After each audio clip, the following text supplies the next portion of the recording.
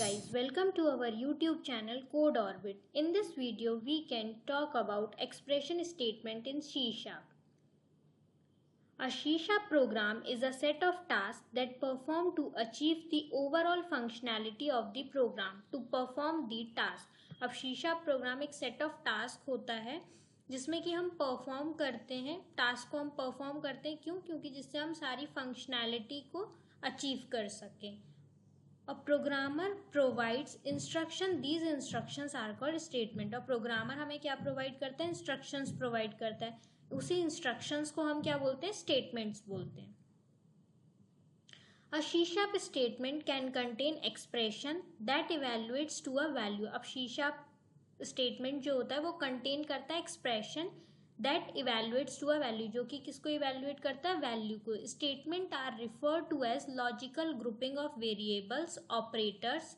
अब स्टेटमेंट क्या रिफर करता है? लॉजिकल ग्रुपिंग ऑफ वेरिएबल्स को और ऑपरेटर्स को. And C# keyword that perform a specific task. और जो C# के कीवर्ड्स होते हैं वो स्पेसिफिक टास्क परफॉर्म करते हैं.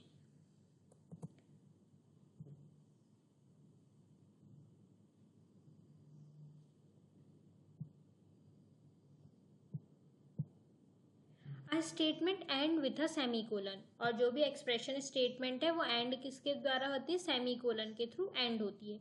अब आपको इस थ्योरी के जरिए अगर नहीं भी समझ में आएगा तो अब हम चलते हैं अपने माइक्रोसॉफ्ट विजुअल स्टूडियो 2022 में.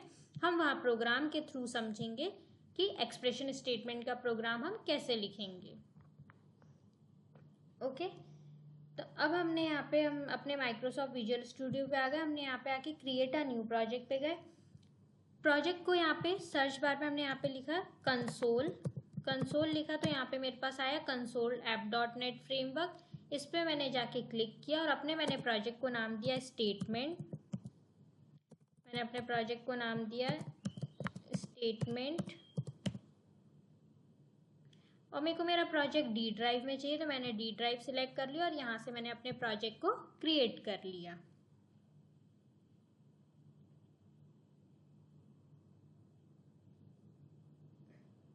अब मेरा प्रोजेक्ट क्रिएट हो रहा है.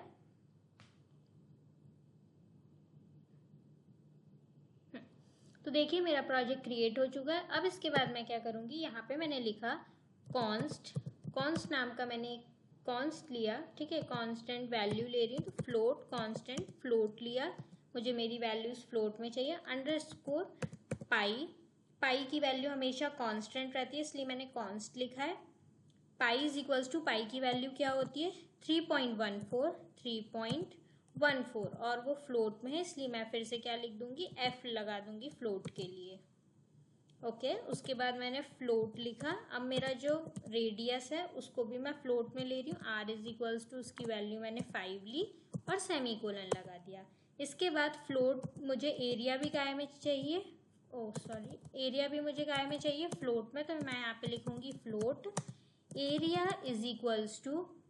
ओके, फ्लोट करके लिखा मैंने. एरिया इज इक्वल्स टू, अब एरिया क्या हो जाएगा? Equals to underscore pi into r radius into radius and then semicolon. उसके बाद मैं लिखूंगी कंसोल डॉट राइट लाइन और जिसके अंदर में मेरे को क्या एरिया प्रिंट करवाना है और मैं ब्रैकेट बंद करके सेमीकोलन. उसके बाद मैं क्या करूंगी, मेरे को अपनी स्क्रीन को होल्ड करने के लिए लिखना है कंसोल डॉट रीड लाइन. ये हमने आगे की भी वीडियोस में देखा था कि कंसोल डॉट रीड लाइन से हम हमारी स्क्रीन को होल्ड करते हैं. और देखो मेरे प्रोग्राम में कोई भी इशू नहीं है तो नो इशू फाउंड लिखा गया. अब मैं यहाँ से अपने प्रोग्राम को रन करती हूँ. तो ये देखो ये मेरा आ गया एरिया आ गया. एरिया ऑफ सर्कल क्या है? तो आई होप आपको ये प्रोग्राम समझ में आया होगा. Thanks for watching this video. If you liked it please like share and subscribe to my channel.